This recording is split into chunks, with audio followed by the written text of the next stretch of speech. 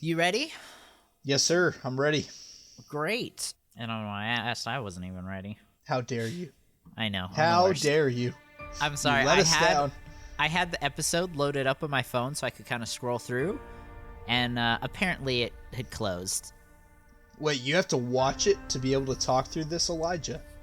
Come on, man. Well, I was hoping to take notes, and I didn't. So I'm just going to scroll scene to scene just so I know where we are. Yeah, no, I feel that. All wings report in. HouseDog, standing by. Mother Goose, standing by. Lowtech Tuck, standing by. Lock S foils in attack position. Animal Squadron ready for battle.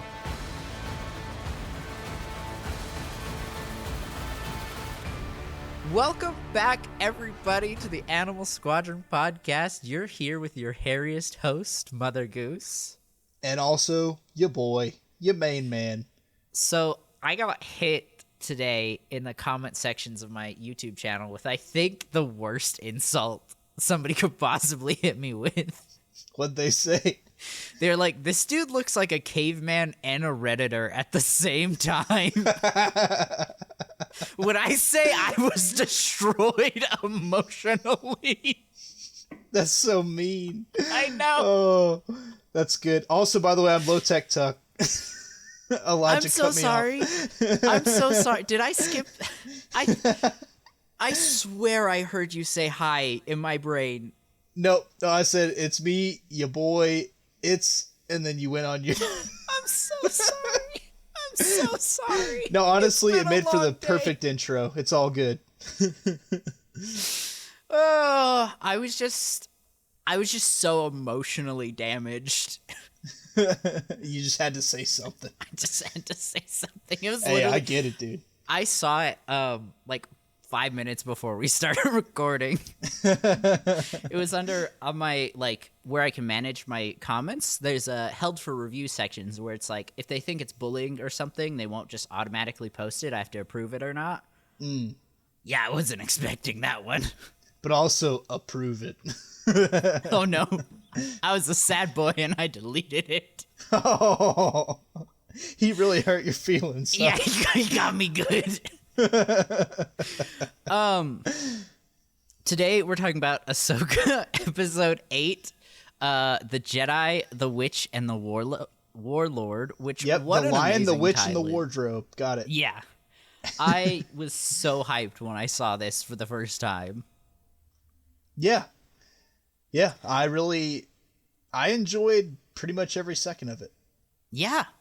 Yep. I think this was a really solid finale. I think we'll kind of get to it when we get there, but the ending I feel like was maybe a little too drawn out, which I'll go into more detail when we get there. But Yep. I think that was my major complaint with it.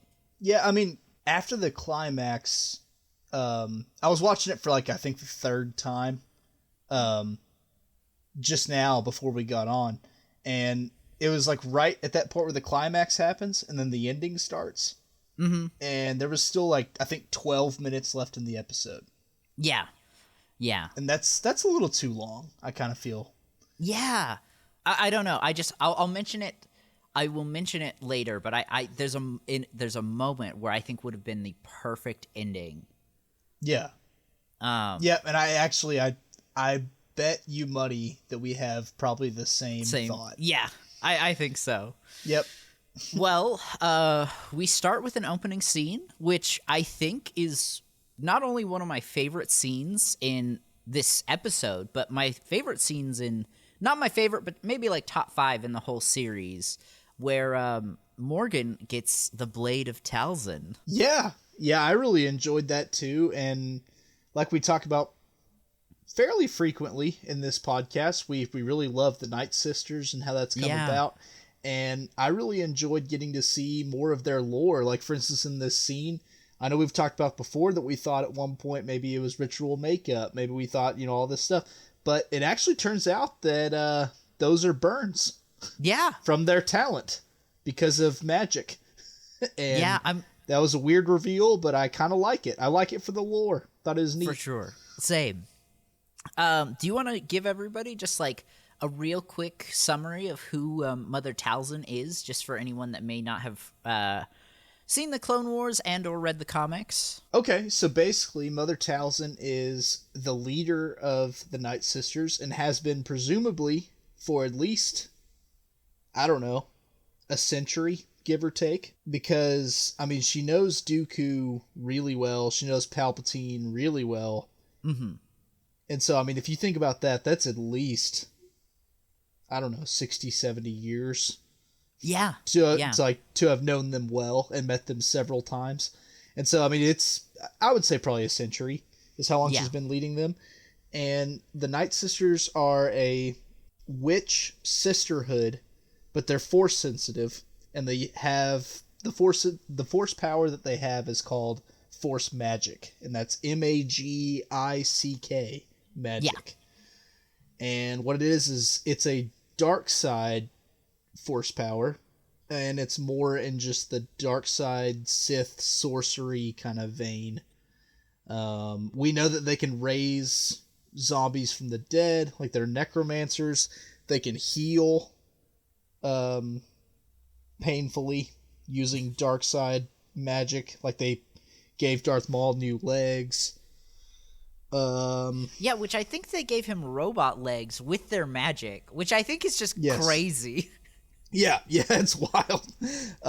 They are just, in general, it's pretty crazy. But they also, so Darth Maul, speaking of him, he is Dathomiri, which is, he's a Zabrak, but that's the males that live on Dathomir with the Night Sisters, and they're actually their slaves. Yeah. And being a Night Brother or male Dathomiri is pretty much you're in slavery until they think you have a purpose, and then they will help you achieve that purpose. Yeah, which I think I think it's legends that the Night Sisters and the Zabrak were both like Dathomiri, of course, but the Zabrak were like their own separate people that had males and females. Like I'm pretty sure in Knights of the Old Republic, maybe, or another older Star Wars game, you could play as a female Zabrax. Oh, really? But I don't think we've ever seen a female Zabrax in canon. Yeah, like in Clone Wars, you don't, and I know for sure in Fallen Order you don't. Right. They're all males, and they go more for like the Night Brother kind of thing. Is more what they do. Right. Yeah. And then, so poor Mother Talzin. The reason they have her blade is this was supposed to be in Clone Wars, but it's one of the arcs that were cut from like the 40 episodes that we never got. Essentially, Palpatine and Dooku go attack and finish her off. They do kill her. Yeah. Well, no, they kill her in Clone Wars already. Don't they? So I think she survives the Night Sister purge. Oh, she does. Oh. But I don't know if we ever actually see her again, because we were supposed to see her in this arc where it's literally just like her, and Palpatine and Dooku come to finish it off, and Maul's there too, and I think it ends up being like a 2v2. Essentially, it's supposed to take place after Palpatine kills Savage. Maul returns home, and then they have their 2v2. Talzin dies, and then Maul returns to Mandalore. So it fit like the story. You never know there was a chunk missing just because he was on Mandalore, and then next time we see him, he's on Mandalore again. Yeah. Okay. But yeah, she's dead. Yeah. Well, and she is just for all purposes of the story too. I mean, I think you kind of get that even without the missing Clone Wars section. Because of the Night Sister raid. Oh, well, and also, just speaking of Mother Talzin and all that stuff, there's a Night Sister raid where the CIS decides to finish them off. Yeah, I think this was, correct me if I'm wrong, like the first real purge. Yeah. Oh, of the Night Sisters in general? Or just like Palpatine's whole thing is he purged a lot of people. But I think the Night Sister was the first one. Yeah. Yeah. So we have the... Oh. No, just for the major ones, the Night Sisters, the Jedi, the Mandalorians, and then they also the Geonosians got hit really hard. The Lasats got hit really hard. The Wookiees got enslaved. Like we've mentioned it a couple times, like Palpatine took out anyone that was a threat. Oh yeah, well, and the Night Sisters and the Geonosians actually get eradicated. Those are the only two that like are actually genocided and no longer exist. Yeah, I think the only survivor we know about is Marin, and then Morgan. Again, like we've talked about, I think last episode, we're not sure if she's like Night Sister proper or like she maybe joined the religion later. Yeah, or is like half or something. Yeah. Because what's made obvious in this moment we're talking about right now is that she obviously hasn't been a Night Sister until now. Not a full one anyway. Right. Which, something I wanted to point out from here is that I'm pretty sure it is exactly line for line the same from the Clone Wars when Asajj Ventress joins the Night Sisters again. Really? Yeah. Just That's a neat cool. little detail. Yeah. Also, one thing I heard that I find very interesting is actually it's pointed out in Ahsoka that the Night Sisters are very, very good at feeling out Force sensitives because they're Force sensitive, so they can feel out Jedi, Sith, who's coming and all that stuff. It's very interesting that they sent Grievous for the Purge. Yeah. And like I never thought about that dirty. before, but it's like he's not Force sensitive and he's mostly cyborg. So they probably couldn't see him coming. Yeah, they got him good. Yep, they got him good.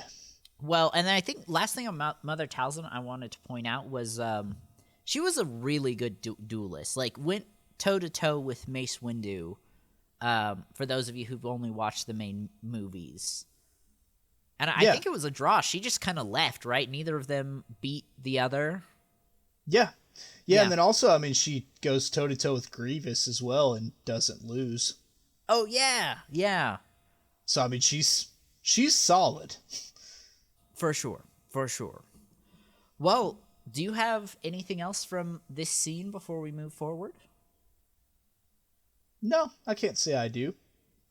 Great. I think my last thing is just a shot appreciation. They find Ahsoka and the gang, and Thrawn sends out 2 TIE fighters, and I just really love the shot of him standing in the middle, and then we see the 2 TIE fighters drop and fly off. Yeah. So good. Oh, yeah, and also I like how that was clearly on purpose, because he orders the 2 TIE fighters when he and Morgan are talking, like before the Night Sisters even walk up. So it's like, it's just long where you start to wonder, like, well, where the heck did the TIE fighters go? And then it's that scene, and it's great. Yeah. Really, really good filmmaking. Yep. So next we cut to our scene where they're slowly kind of flying around, and Ezra's building his lightsaber. And I just wanted to point out, a lot of people I've seen complained about this scene specifically. Like, why didn't they just go to Thrawn? Like, it makes no sense that they're slowly flying. And really, the show gives us that answer. They wanted to wait for Ezra to finish his lightsaber. Yeah. And also as well, I mean, they're protecting the Noti. They're, they have other objectives than just quickly finding Thrawn. Yeah. Yeah, and then, I mean, the second Ezra is done, well, not like the second, he gives Ahsoka and Sabine a moment because he knows they need it. But, he runs out and he's like, hey, I'm done, let's go. Mm-hmm. Yeah. Again, I've just seen so many complaints about this episode, and if you didn't like it, that's totally fair. Your Star Wars is your Star Wars. But the show does answer this question specifically. Yeah, absolutely. I loved this scene between Huyang and Ezra. Oh, I did too. I love their just scatteredness of like, I have my system. Well, I have my system. This is too narrow. It's not going to work. What do you mean it's not going to work? I've been helping Jedi build lightsabers for 25,000 years. Yeah, no, I really enjoyed that too. And I like how it came through in the scene to be revealed that Kanan also was very similar. Yeah. And also that his lightsaber, he needed that one part, and so Hu Yang made two in case he ever needed another one. And then he was like, I think it's only right that you should have it. Yeah, it's so sweet. I thought that was awesome. Yeah. And I love the cheeky little line about the emitter being too narrow, as if giving us a canon reason why the blades were thinner in Rebels. Oh, okay. That's funny. Yeah. I never thought about that. Yeah. I don't know how much significance the line has, because it's not just Kanan's. All the Inquisitors, Vader, Ahsoka, both of Ezra's. Well, I think Ezra's last saber was a little fatter, his green one. So it wasn't just Kanan, but I still think it was a good line. Yeah. Yeah, I like it. We also get the reveal of the series was hinting at this, but we get the confirmation that Sabine's family died on Mandalore, and that Ahsoka was afraid that Sabine would turn to the dark side because of it.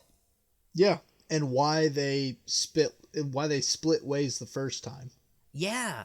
Yeah. I like that it was Ezra. Again, I've seen a couple people complaining about this scene where they were like, why did they wait so long to reveal this? But I personally believe that this was great, letting it be seen through the eyes of Ezra, a character who didn't know what happened, just like us, the audience. Yeah. Yeah, and also he's a third party, like he knew both of them and loves both of them. Yeah. But he didn't know the information, so I think it's the perfect person. Yeah, for sure. Mm-hmm.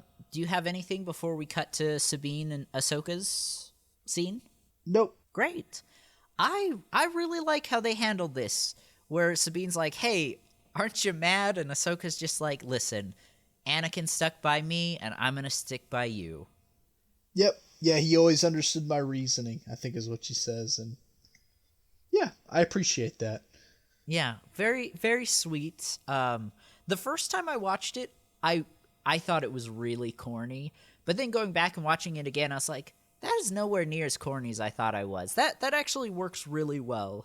Yeah, and also, too, with what was Anakin trying to teach her as far as completing her training, I think this is part of that answer. Mm-hmm. I think Ahsoka, even a couple episodes, wouldn't have said the same thing. No, I completely agree. Yeah. But I think that's all I have before the TIE Fighters attack. Yep, me too. Great. It just sucks. Sucks for them that they got hit. Yep. I really loved how this played out, like them splitting up and Ahsoka and Ezra going to hold up the ship. I love just kind of the contrast here between like Ahsoka and Ezra needing to like hold up the ship together and still struggling, compared to like the scene in Kenobi where Vader just like grabs the ship out of the sky and brings it back down. Yeah. Yeah, but also too, you have, two Jedi that are already pretty tired. Yeah. At that point. It's been a long couple of days. Yeah. So I think that's just, and not to mention they're no Vader, neither one of them. Yeah. I just like the little moments like that, just to show just the power differences, because like Ezra and Ahsoka, they're great. I love both of them, and I think they're great Jedi. But come on, it's Vader. Yeah. Yep, exactly. I really liked. I love the line of Huang saying like, you're only gonna get one jump out of that. And I was sitting there like, oh, what is she gonna abandon them, maybe to like draw the TIE Fighters away? I was not expecting her to do what she did. Yeah, me neither. I thought that she was going to do some sort of evasive maneuver so that she could shoot them down, or like you said, draw them away, but I also kind of like how, and we almost never see this in canon, just straight up ramming using another ship. Yeah. I like that. That made my smooth vein very happy. Yeah. And I think this works better for me than the I think the only time we've ever seen it, I think you could argue maybe The Last Jedi, where they do the hyperspace jump. Yeah, or in Rogue One with the Hammerhead class ship. Oh yeah, where he just crashes directly in. Yeah. Yeah. Or what about with the Chimera in Rebels? They crashed something into it.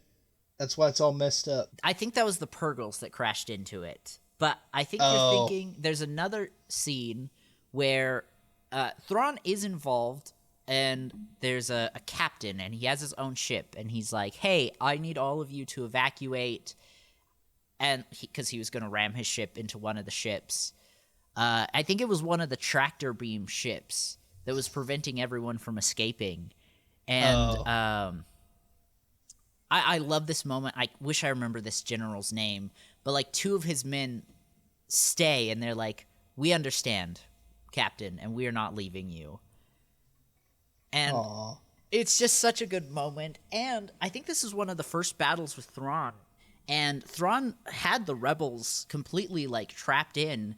And the only reason he lost here was because the captain of the ship that had the tractor beam disobeyed Thrawn's orders. Oh, okay. Yeah, and got himself killed and let the rebels escape. Anyway, I really like Sabine. Just any scene of ships crashing into other ships. Yeah. Me like Boom Boom Crash. We are simple men. Yeah, we are. Like, honestly, I'm the kind of guy where those TikToks of guys like dropping massive blocks of ice onto pavement from like a bridge. Yeah. And it just shatters. Like, that makes me very happy. Mm-hmm. I am a dumb man. And I'm proud of it. Same. Yeah. I love that scene after where she crashed and like Sabine's just walking up the hill. She meets Ezra and Ahsoka, and she's just like, got him. Yep. But also you can see it her walk too, where like she knows that wasn't the best thing she could have done. It was just the choice she had to make. Yeah. I mean, she looks disappointed. Yeah. Yeah. But good for her. There are two less TIE fighters for the New Republic to fight. Oh yeah, well I mean they get to survive, which that's the whole point. I did want to ask you on to the next scene, unless you have anything else here. Nope. So Thrawn finds out, and he specifically says, give a citation to their captain about the two TIE fighters that died. Consider them lost. Yeah. Yeah. So I looked at that, and I thought he was punishing the captain, like, oh, your two men died. But I was watching some YouTube videos, and everyone I watched essentially made it seem like he was giving an award to the captain for their service. But I've never heard somebody say it like that, using the word citation. Did I mishear it, or what's your take on this? Well, so at first I thought, just in general, with the Empire being what it is, that the citation would be a negative thing. Right, because they don't tolerate failure at all, and never do. Regardless of the movie, regardless of the video game, the Empire never tolerates failure at all. But there is, so since you brought that up, just putting a little bit of the real world into this, I know for a fact with American medals, for instance, like let's say that someone goes into battle and gets wounded or dies. They are awarded a Purple Heart, and with a Purple Heart, there's a citation, and the citation is what exactly happened. Gotcha. To award you that medal is what that is. So a citation is just simply a notice. Okay, cool. Yeah. That makes a lot more sense. Yeah, so it could be just just a notice that, hey, dude, you lost two TIE fighters. Sorry. Yeah. Or it could be also a notice of you failed. Right. You're in trouble now.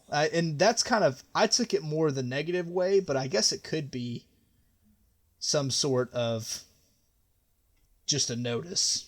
Yeah. That you had two people die. Yeah. Or maybe they have some sort of equivalent to like the American Purple Heart or something like that. I don't know. Yeah. Yeah. Because, I mean, we've talked about it a couple times. This, the Empire is based on the Nazis, right? Yeah. But it's also kind of based on the American government, too, so... Yeah, but then also, too, in real life, I mean, the Nazis, they awarded people medals for anything. Yeah. So, I mean, they would, they'd give you a citation for... I mean, like, literally, they had medals for women being mothers. And stuff like that. I mean, like, they gave everyone a medal. Like, not even playing.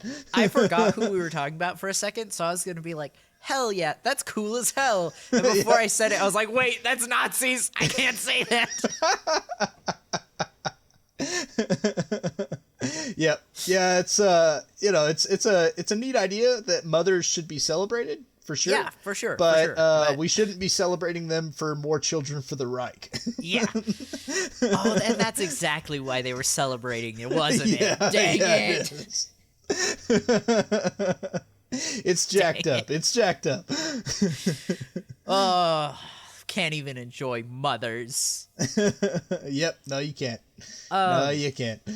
Well, I think that's really all from this scene. And then the next scene, really, we just see them getting on the Howlers and heading to the Chimera. Did you have anything else here?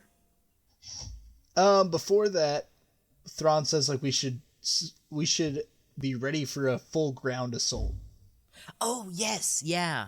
And he's able to, I mean, because I think he sent those two TIE fighters, goodness, simply as bait. Yeah. I mean, I think he knew full well that they were going to shoot them down. Yeah. And so I think in Thrawn's world, what he wants is a ground assault anyway. Mm-hmm. Yeah, no, I think what we talked about last time, everything he's doing is he is putting them on a path of his own design. Yeah. Because he could have, once they were done loading the cargo, he could have moved the Chimera, I don't know if into orbit, but he could have put it anywhere on the planet where they couldn't climb up the tower to him. But that's what he wanted. He wanted to give them an open path to him so he could control what they do. Yeah, and exactly. And I love that. Yeah, I do too. And also to have the chance to hit them with orbital bombardment lasers and stuff like that to try to kill them. Yeah. Like to have more of a chance to kill them. Because if you're in the air, like, you're probably not going to hit them from that far. Yeah. So, I mean, I think that's Thrawn's whole deal is he wants to make sure that they're no longer a problem.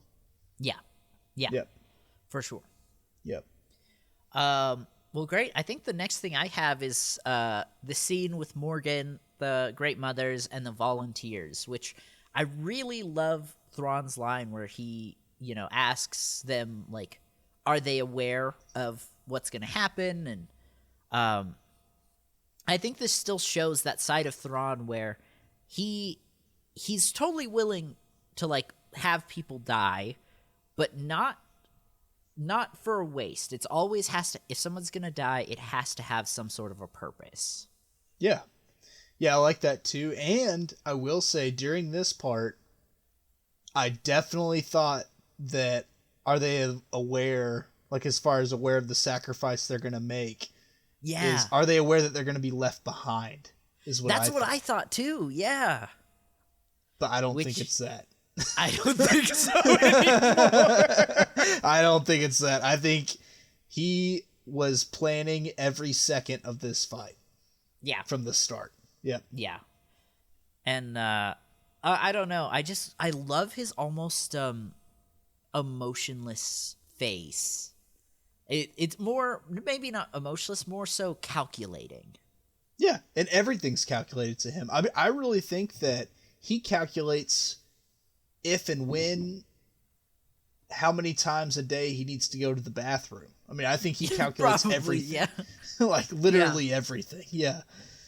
No, and I've seen a lot of complaints about this Thrawn being a different Thrawn, and so I was like, okay, I don't really read the books very often just because I know George never saw them as canon, and I know that Dave, even though Disney has an official canon, still carries that similar mindset. But I was like, I want to just go read through some of the novels. So I'm about halfway through the first Thrawn Ascendancy book right now, and looking at Thrawn there and looking at Thrawn here, I love the character development of like this really like lawfully good character who just wanted to help the galaxy. And then we see that like over the years, going and joining the Empire, then his exile, like becoming jaded and more evil. Like I love Thrawn's development here. Mm-hmm. And then also what I like is he still has that lawfulness to him. Like, yeah, we both have played D&D before, and you have all of those different things that you can make a character, right? Yeah. You have like lawful good, lawful neutral, lawful evil, chaotic good, chaotic neutral, chaotic evil, all that good stuff. And I like how for him, he's just gone from lawful good to lawful evil. Yeah. Like, I like that. How he's stayed that rigid moral person, but just now he has become corrupted. Yeah. But he's still lawful, if that makes sense. It's just I like that. It's good development. And I think that's kind of the way I look at it is like Ascendancy, we get the lawful good. I think when we move to just the Thrawn proper novels where he's serving the Empire, probably lawful neutral, honestly. Yeah. And then we get our lawful evil here. And I really appreciate that it's not just a jump from lawful good to lawful evil. We see that transition. Yeah, the whole time. Yeah. Well, I don't have anything till we see them on the hill looking at the Chimera. I don't think I do either. Great. The only line I have here is Ezra says that it wasn't safe for him to come just because of, all the dangers there. But he specifically mentions that he woke up the night, that Thrawn woke up the night, or the Great Mothers. Yeah. So now I'm thinking that they're maybe not coffins. They might be cryotubes. Oh, like with more Night Sisters? Yeah. In them? Yeah, I could see that. Which I think it'll still kind of play out how we theorized. It's just less zombie, more sleepy weepy. Yeah, I'm kind of hoping for zombies personally. I mean, especially with what we get in this episode. Yeah. With the actual Death Troopers and stuff, I think it'll probably be the more zombie womby instead of sleepy weepy. For sure. But no, that's all I have for that scene until they start their assault. What do you got for us? I will say, whenever Ezra's talking, did you notice that he's really hanging on to Sabine's hips? Yeah, this man is in love. Yeah, he is. Oh, you know what? I put out a video talking about Sabine just because there's a lot of discourse on her and what happens at the end of this episode. Yeah, you betrayed our podcast. It's fine. I betrayed our podcast. I'm so sorry. Unforgiven, banished. One guy, and I thought it was so funny. He left, I want to say 8 to 10 comments on that video saying, Sabine and Ezra need to be in a relationship, and why didn't they become a relationship in this episode? So funny. Like he posted his own comments multiple times, but then he was replying to other people's comments talking about it. And like I didn't even realize at first. I was like, man, people really care about them getting together. And then I realized it was the same guy. Just a dude. Oh, that's awesome. Yeah. Anyway, they're in love, and I support it.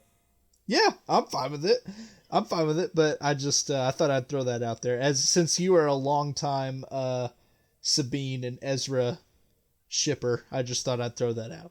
Thank you. And also for that guy that is For also that one clearly guy, yeah. that is also very clearly a longtime Ezra and Sabine shipper. I throw that out for you as well, my friend. Yeah. Well, let's see.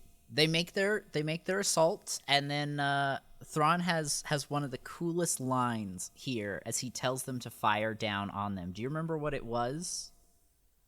Well, with the rain hellfire upon them. Yeah. Yeah.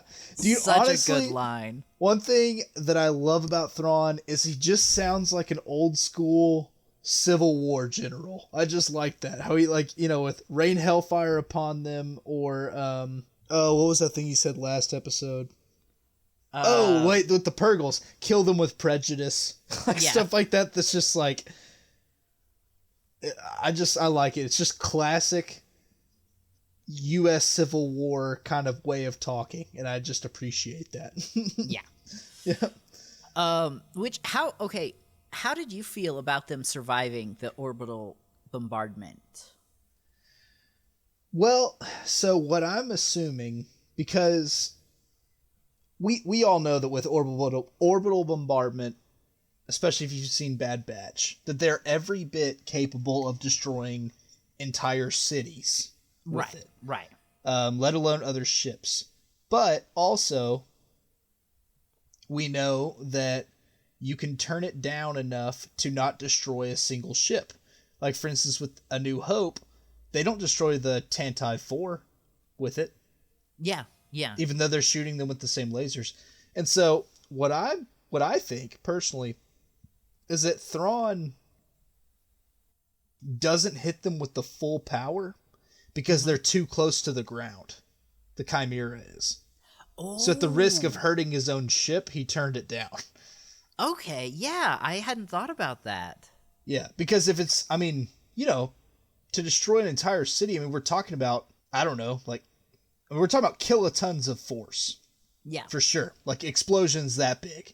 We're talking about, like, just really, really big impacts. And they're probably, I don't know, but just with how close the engine looks to the ground, they're probably only a couple 100 feet in the air. Yeah. And I don't think that's high enough to not risk hurting your own ship with the lasers. Yeah, I like that. That's a good theory. Yep. So I think that they turned it down to, like, not even destroying a ship level so that they don't hurt themselves. Yeah. Something else I really love about this scene is when they do get through the door, there's just a hint of frustration on Thrawn's face. And again, something I've seen some people complain about, like, oh, old Thrawn wouldn't have done that, but we gotta remember, Thrawn's been sitting here for 10 years thinking about this exact moment.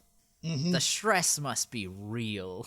Oh, and also, yes, he's been around Jedi a lot, but he's also, having been part of the Empire too, probably killed a lot of Jedi too. And so I'm sure as well, he genuinely thinks that the bombardment lasers will work. Yeah. He probably isn't accounting for them dodging it. Right. I think this is the one time he genuinely thought he had a chance to kill them. Well, yeah, because I think this was part of his whole plan. I think the reason that he tried to down their aircraft and all that stuff was, this is plan A. Like, you down the aircraft, you make them rush up to you, then you hit them with the lasers, and they're dead. And you don't have to worry about it anymore. I think this was plan A, and that's because, like, the rest of how this goes is clearly plan B because of his conversation with Morgan later. I agree. It's something that he planned for, but I don't think it was either of their favorite thing to have to do. Yeah. I agree. Well, do you have anything here before they face the Night Troopers? Nope. Great. I love this scene. Again, it just warmed my heart to see multiple Jedi in a room fighting together. Yeah, I did too. I will say I was a little bit, and this actually came from, it wasn't something that I noticed necessarily upon watching the episode, but more like looking at other people review it and Yeah. it is, like, as far as them blocking the lasers, it's not near as cool as it is in, like, a prequel movie or Clone Wars or stuff like that. Like, it's a lot slower, and it's not as cool looking. But I agree. I did enjoy it. I did enjoy it for sure. Yeah, and I'm really curious, like, who did... Because I know Nick Gillard, I believe is his name, did a lot of the prequel choreography for the lightsaber fights, but I'm not sure if it was still him who did, like, lightsaber to blaster fights, if that makes sense. Yeah. And I'm not sure what they did, but I was thinking about it, and I was like, it's probably really hard to pretend to block something that's not there. Like, the actors. Yeah. Oh, absolutely it is. So I agree. The choreography probably could have been a little better, but I don't know what I would have done differently in that situation either. Yeah, I mean, the only thing I would have done differently is make it more like prequels with... A little faster. You know how faster, and then also they do, like, much more, like, big, dramatic kind of you know what? strikes to block the laser bolts, whereas these, like, Ahsoka almost looks like she's just, like, tossing some ropes. Kind of spinning. Yeah. Yeah, she's just, like, real... And it's, like, kind of easy. She's just, like, boom, boom, boom, boom, boom, boom. Like, she's not... They're not dramatic. Yeah. They're not dramatic enough for me. They're not big enough, to use a theater term. Something I did really appreciate was the fact that Sabine, like, she gets a couple blaster blocks in there, but mostly she's just getting hit right in the chest. She just gets hit every once in a while, and I really appreciate that because it shows her on this journey. Mm-hmm. Yeah. Also, a question for you is, how many Padawans do you think die like that? It's got to be a couple, right? Yeah, just like their first mission, just boom, boom, dead. Like, I mean, how many? Out of the 10,000 Jedi at their best, I mean, I would think that it's probably more than a couple go like that. Yeah. The Star Wars galaxy is really genuinely lucky that the Mandalorians and the Jedi didn't merge. Yeah. Just a whole army of Jedi with Beskar armor. Or Sith. You can't win. You can't win. Yeah. Like, I know Revan had his Mandalorian helmet, but I'm not sure if I don't think he had, like, a full set of Mandalorian armor. Yeah. What is Paz Vizsla the original Darksaber, or is that one of his grandchildren? Or descendants? So Paz Vizsla is from Mandalorian. Okay, that's what I was thinking. He's the big guy. Yeah. Whichever Vizsla it was, he probably had a full Mandalorian armor set as well. Yeah. But besides that, anyway, long tangent. The galaxy's lucky. They were two separate groups. Absolutely. Yep. What actually isn't Sabine from the line of Vizsla?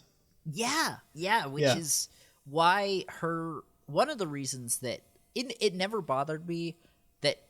Okay, wait, that's not true. When we first saw the trailers and we saw the line where Sabine says, "You were never easy on me, Master," and, like, that hinted that she was going to be a Jedi, at first I was like, okay, I'm not necessarily the biggest fan of this. But the more I thought about it, that was one of the big things where I was like, oh yeah, she's one of his ancestors or descendants.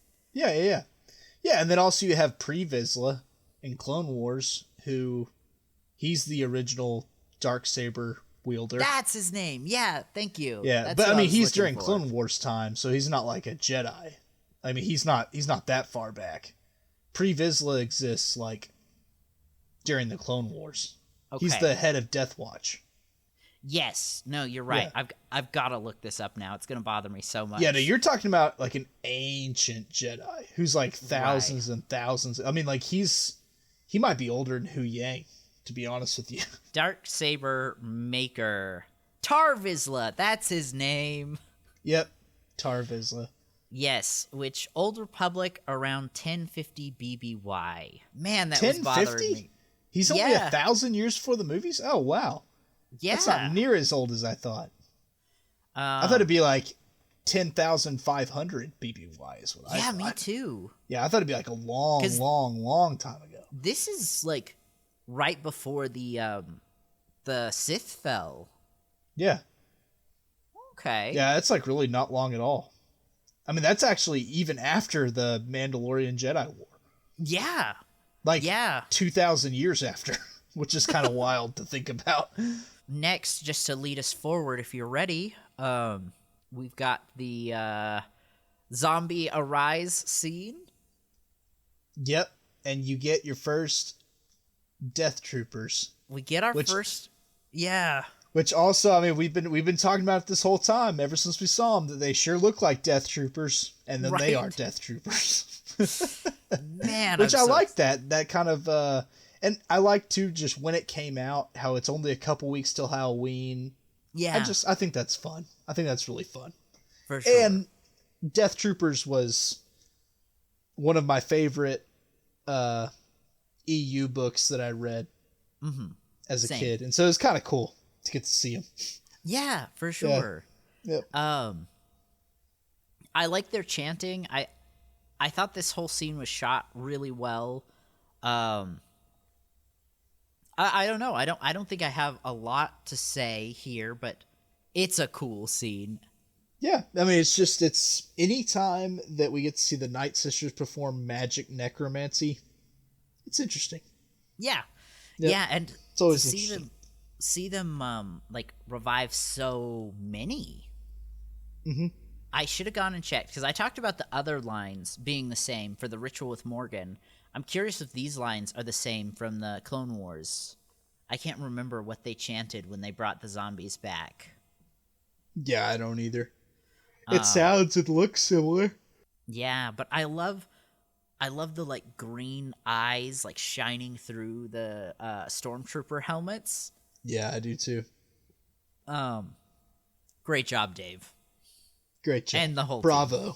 Yeah. Bravo. Yeah, I'm watching it now.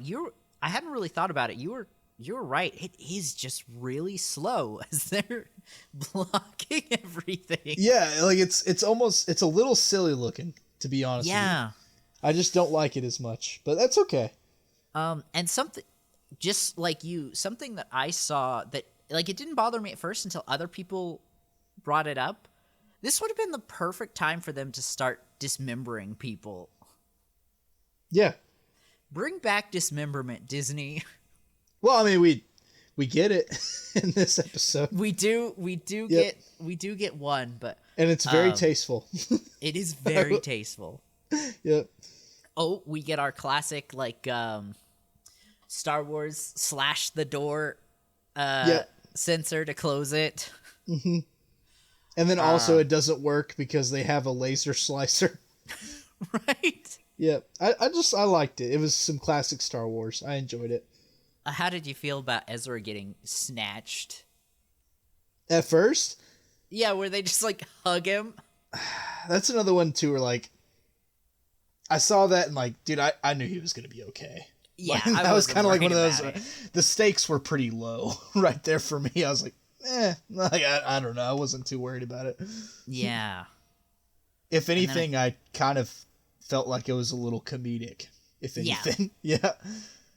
Yeah, I love their lines after where Sabine asks him like, "What's your excuse?" and he's just like, "I missed you." Yeah. Yeah, that was just sweet. Classic Sabine and Ezra. Yep, and Ezra's so awkward. We love him for it. For sure. I think next we get Thrawn essentially telling Morgan that she's got to stay here. Yeah, which this is clearly, again, what I was saying earlier is that this was obviously not Thrawn's plan A. Right, yeah. To have to sacrifice her, but also it's clearly something that they've had to talk about. Yeah. Because he's the kind where he calculates everything. So this is definitely a scenario he thought of. Mm-hmm. And you can also see the disappointment in her eyes. This isn't something that she wants. Yeah. She doesn't want to have to never go back to the galaxy again. Yeah, she wanted to go home. Yep. But then also what I thought was interesting too with this was he says for the Empire, Mm-hmm. And then whenever she's about to walk down there, she says, "For Dathomir." Yeah, we really see her motives here. Yeah, and it was also after her sisters boarded the plane, because that's really who she's fighting for. Yeah. Is for them to be able to survive and carry on the legacy. Right. So Night Sisters. I think this is a sacrifice that she's really happy and willing to make, but it wasn't her main plan. Yeah. Yeah. I agree with that. And I love it's just the fact that Thrawn specifically planned it out where he left Morgan on like the top inside floor, and then he left the two like death troopers on top. Like just the fact that he knew that they would split up again. Yeah. And he had somebody there for each of them. Yeah. Well, and one thing actually I forgot about that he mentions in the orbital bombardment scene is there will be no negotiating with the Padawan of Anakin Skywalker. Yeah. And so like he already knows because it's something that Anakin would do. Like that's what he's thinking about right now. Yeah. Yep. Let's see. On to the fight. I really like it. I think this was a really good fight between Morgan and Ahsoka, and I really liked Sabine and Ezra versus the like Death Trooper proper. Oh yeah. The big guys. Yep. Yeah. Because they're sorry, for any of our audience that maybe doesn't know, so originally the Death Troopers were zombie troopers back in Legends, and then when canon came around, the Death Troopers became these black, like elite stormtroopers that are alive, but then here we have Death Troopers, where they're dead, but still the elite ones. Yeah, because in the Legends book, I mean, just real quick, we'll just sum it up, but imagine a Star Wars zombie book, like a Star Wars horror movie book. Like it was, that's what it was. It came out in like the early 2000s. Yeah. And so that's what Elijah and I are talking about when we say Death Troopers in this episode, is the Death Troopers from the nerdy little book that we both read when we were kids. Yeah. And again, I think we've already said it, but I just love, like, zombies have been part of Disney canon for a while, but it's just so cool to see them in live action finally. Yeah, I thought it was awesome.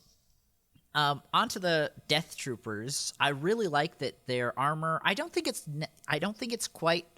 Beskar, but it's got to be something really tough, like maybe Durasteel, if I'm remembering correctly. Yeah, like what they make lightsabers out of. Yeah, it takes multiple blaster shots before like the helmet fully breaks away. Yeah, and even still, excuse me, just being zombies, you're gonna have to cut their head off to kill them.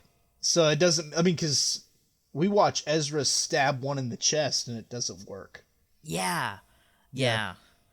Also, just a little audio note. I love the little plink that Sabine's blasters make as they hit the helmet. Yeah, like it sounds like shooting steel, just like that. Ba-bing, ba-bing, ba-bing. Yeah, that noise. Yeah. Yep.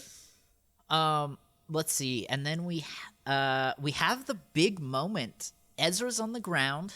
Sabine is being choked out by this Death Trooper, and she pulls the lightsaber to herself. What did you think, my friend? So first of all, seeing his face was interesting. Yeah. That's what really made me think like, oh, this guy's been a Death Trooper a long time. It's been a while, yeah. It wouldn't surprise me if he was either something that the Night Sisters had held on to this whole time. And then Thrawn maybe got they that just way. Put him in the armor? Yeah, or if he was one of Thrawn's first casualties at Peridea. Yeah, okay. Like, I mean, I think it's been years. Right. Since he's been dead, so... like, maybe he was one of their early experiments. Like, maybe the Night Sisters told Thrawn that they could do that. And so he's like, okay. Boom. Shoots one of his men. He's like, figure it out. I don't know. Yeah. But anyway, so that was my first note, was that he's been a Death Trooper a long time. Mm-hmm. But what I liked was that we get to see Sabine actually use the Force, which was cool. Yeah. That's something that's been building this whole time. One thing I didn't like that much, and I'm going to sound like a total psychopath, but I don't think that the choking was realistic enough. Like, it didn't look to me like she was actually choking. Like, it was just like he was just holding her up, and that's kind of it. I kind of wish that it was more urgent. Yeah. Like, that she actually looked like she was dying. Or struggling to breathe, or... Yeah. I'm guessing, to get the shot, I'm guessing, the close-up one where it's just his hands around her neck, she's probably standing on a chair. Yeah. Yeah. Yeah. Which, we don't want anyone getting hurt on set, of course, but... Oh, I don't either, yeah.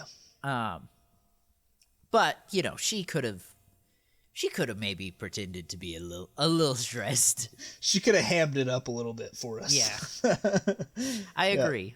But that's it. I mean, the scene just didn't seem that urgent to me. Like, I was just like, okay, well, she's definitely going to survive and do something. Like, there just wasn't those stakes to me. Like, it wasn't life and death. It didn't look like life and death to me. Yeah. But one thing I did like, though, is whenever she pulls the lightsaber that just, like, turns it on right into his head. Yeah. That was interesting. I don't know. Star Wars doesn't really go that dark that often. And I thought it was neat. Same. And I hope we get a little more of that as we move into, like, season 2 in the movie. Yeah. So where we did have some urgency is Ahsoka is fighting Morgan, and the Death Troopers start to run in and surround her and start firing. And I'm not gonna lie, with like her fighting her way backwards up the stairs, Sabine and Ezra about to try and leave, I kind of thought Ahsoka might die here. Did you?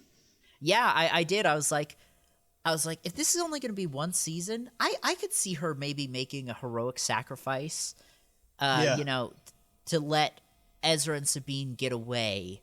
And like all the Death Troopers are like crawling on her and stuff, and then she just like activates a bomb or something crazy. Yeah.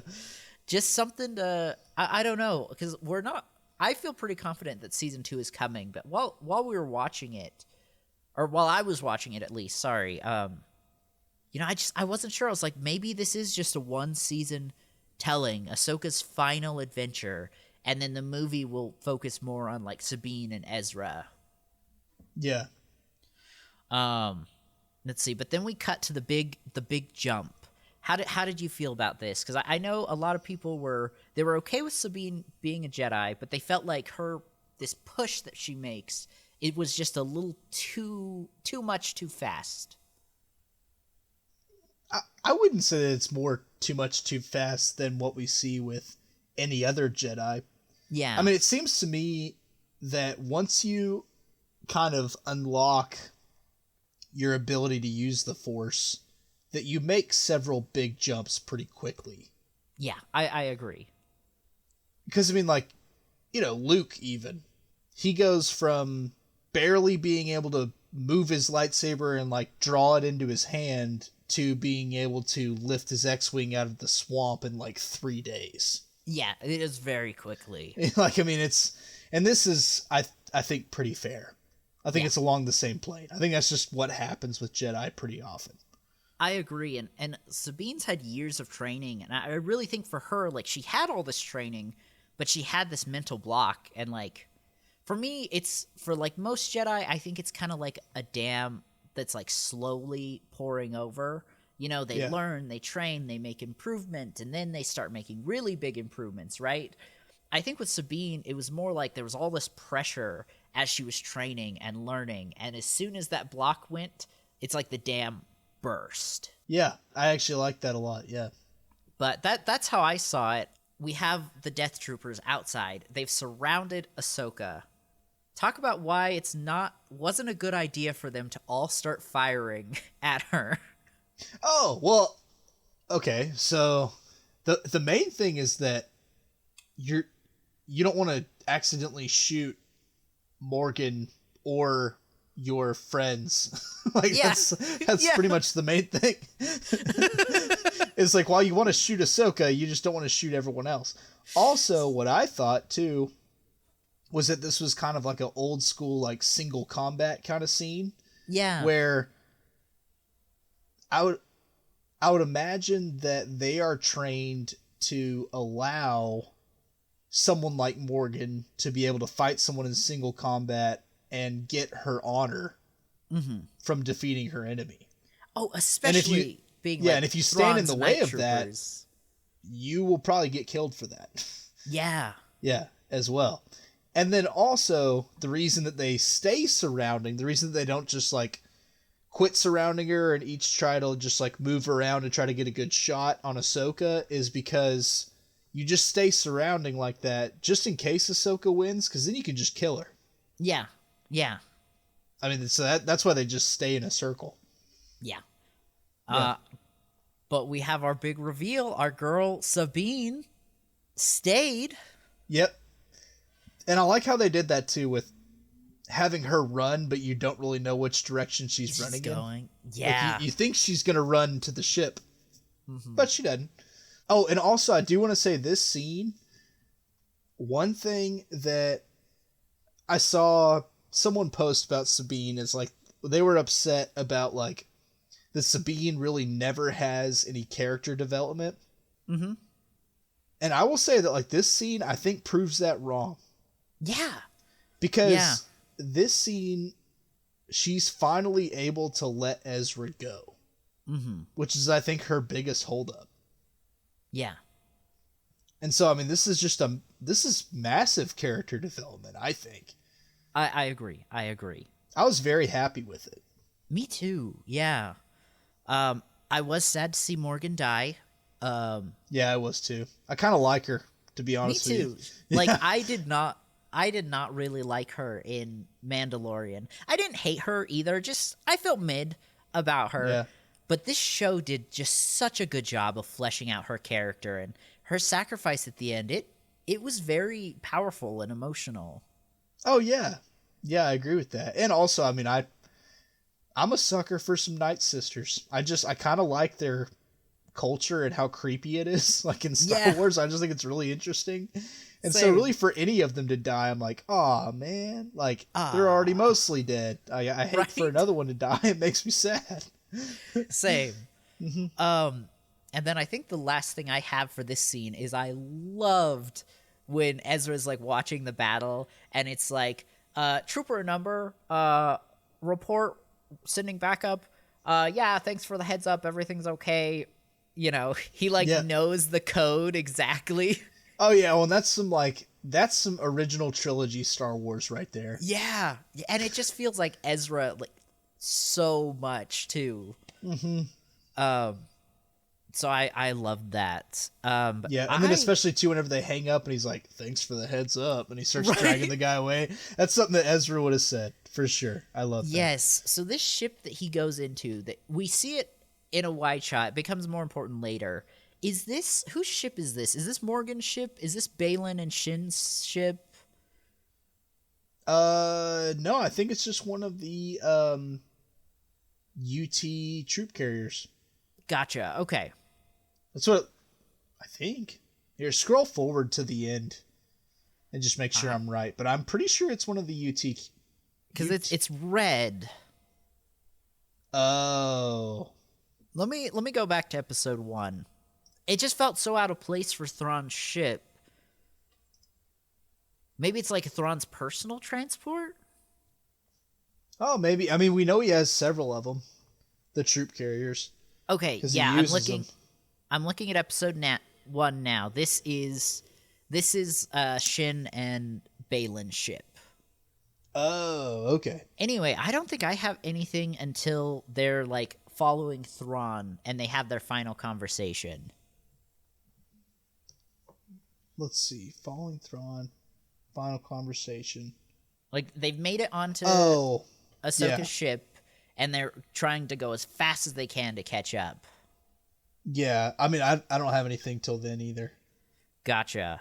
what a line from Thrawn, where essentially he's just like, yeah, I wonder if you're gonna end up bad like your master. See ya, sucker. Long live the Empire, bruh. Yeah, pretty much.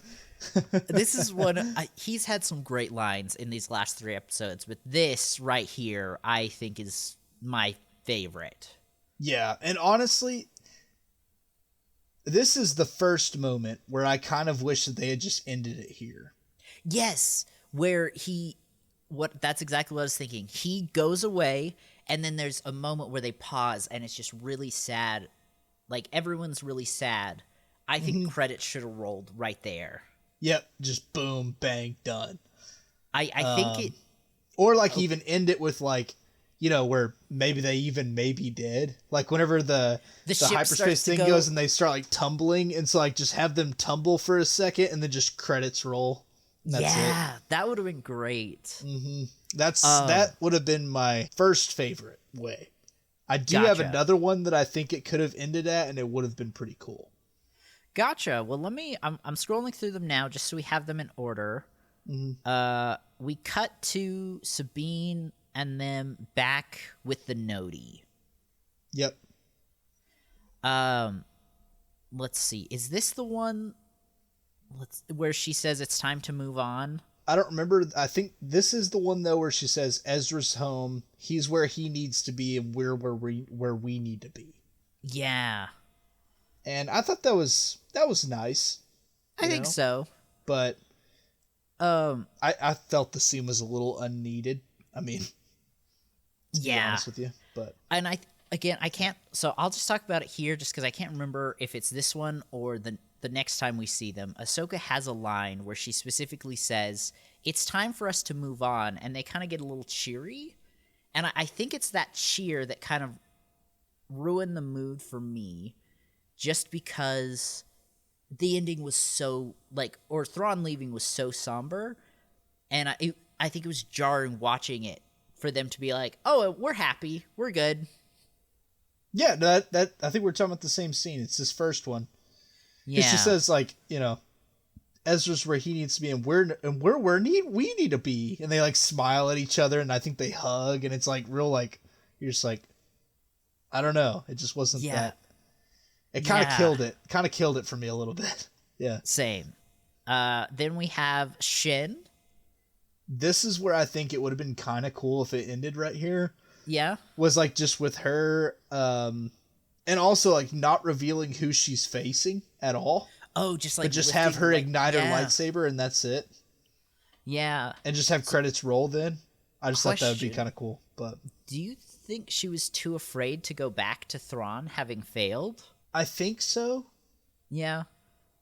And then also, too, there's the possibility that Balin's on that ship. And she'd have to face him again. Oh, yeah. Yeah, because she doesn't know where he went. Yeah. And then also, too, I think it's becoming clear to her that this new empire isn't really her place. Yeah. I think she's starting to realize that that's not where she belongs. Yeah. I think also she may have just not gone just because she didn't want to. Yeah, anymore. I think Thrawn's troops abandoning her was a really big eye-opener for her. Yeah. That she's not worth as much as she thinks she is in his empire. Yeah. I am excited to see what happens with her and the bandits, though. Yeah. Next, and I want to see what happens, too, with Balin. Yeah, that's what I was about to bring up. One of the coolest shots, Balin on the statue of the father. Mm-hmm. Looking out to some shining thing in the distance. Well, and also, I never noticed this, but the father's pointing in this statue. Yeah. What's he pointing at? I think he's pointing at whatever that shining thing in the distance is. Yeah. I want to find out. I want to know what that is. I gotta know. Same. Yeah. Same. Mm-hmm. And then we have the brother, a statue of the brother, and we have a statue of the sister, but the sister's head is destroyed, which I thought was a really unique, and not connected. Like, there's, like, a valley between the three of them, which I thought was a really interesting detail. Yeah. Yeah. And also, too, with the shining thing in the distance, I'm not totally sold that there's not other Force users that used to be Jedi on Peridia. Yeah, same. Same. Like, I think there's a possibility that's what Balin's trying to hunt. Mm-hmm. But who knows? Then we get Thrawn approaching Dathomir, which I thought was super cool. Yeah. That's the first place they go to. Right. Especially because that is where... I don't know about Peridia in context to Dathomir, but at least in terms of the Star Wars galaxy, that is where Night Sister magic is the strongest. Yeah. And that's, like, supposedly where they're from. But, like, obviously we know now they're from Peridia. But yeah, that's their home planet. So I think it was really smart. Whatever's in the... if it's coffins or cryopods, whatever it is, they definitely need that good Dathomir magic. Mm-hmm. Absolutely. Next, we have Ezra meeting up with Hera. Yeah, which I thought that was fun. Of the epilogue scenes, that was probably my favorite. Same. I think my only complaint is I really wish they would have let the scene just breathe a little more and have had Ezra and Hera hugged. Yeah, like, honestly, I would have been more okay with, say, trimming up some of the other epilogue scenes to have that scene be longer. Yeah, I agree. Like, trim up or get rid of most of the other epilogue scenes. Mm-hmm. Yeah. But I love just, like, Chopper going up. Like, everyone's got their guns out at Ezra, and Chopper's just like, hey, it's my friend. It's my boy. I know I tried to kill you multiple times, but I am glad you're back. I was just joking. It was just a jokey joke. You survived. Yeah, exactly. Okay, and then... Okay, here, final scene, it's them at night, and this is the one where we were talking about, where they have the conversation about... we don't have to rehash it, but that they're happy they're back. This is where they're supposed to be. The only thing I have for this scene is we get to see our boy Anakin. Yep. Yeah, I did enjoy that. And the fact that Sabine could kind of see him, but not quite, I thought was so cool. Yeah. Yeah, I enjoyed that. It's your Grand Master. Yeah, I liked it. Thought it was cool. Also... Not taken away from that too, but one quick thing I wanted to mention is in the previous Ahsoka and Sabine scene, one thing we didn't mention is the sister's owl. Yeah, Morai. Yeah, we saw him in the first one. He flies. Well, though he flutters his wings at Ahsoka and then he flies. Yeah. Yeah, cries out to her. Which is very cool. They definitely have to be touching up with the World Between Worlds again. I mean, he's been following her this whole time. Yeah. Yeah. It's probably a magic bird and he's, using it to get around, but I also like the idea of him just like sneaking on the ship, like being a stowaway and hiding. Yeah. I like it. Hiding in the trash compactor all day. Yeah. Oh, sorry. Another small scene we didn't talk about was just that the Noti helped Huyang rebuild the ship. I loved that. Yeah, I enjoyed that too. Sorry, I know we skipped that. Oh, and then also that part two when the Noti shocks himself. Oh, yeah. And then Huyang's like, don't wait for me. He just gives up all hope. He's like, yep, I'm screwed. Fantastic scene. Yep. Well, I think that's all I have in terms of like scenes. Do you have anything else? No, I feel pretty good about this episode. I think we pretty much talked about all of it. Yeah. Well, I think the last thing I have is just a simple, this was a really solid series. I think this was a really good start. Yeah. And I'm excited to see where they go next. I am too. Well, thank you all for listening to this episode of Animal Squadron. I think next week we've got an episode on our favorite video games. Really excited for you guys to hear that. If you want to be a part of this conversation, you can email us at animalsquadron@gmail.com. Again, that is animalsquadron@gmail.com. If you're listening on Spotify, we will just be asking what you thought of Ahsoka Part 8. And if you're listening somewhere where you could leave us a review, we'd really appreciate it. It helps out a lot. For the Animal Squadron, this has been Mother Goose. And Lowtech Tuck, even though I wasn't named before. I know, I'm so sorry. Goodbye, everybody. Adios.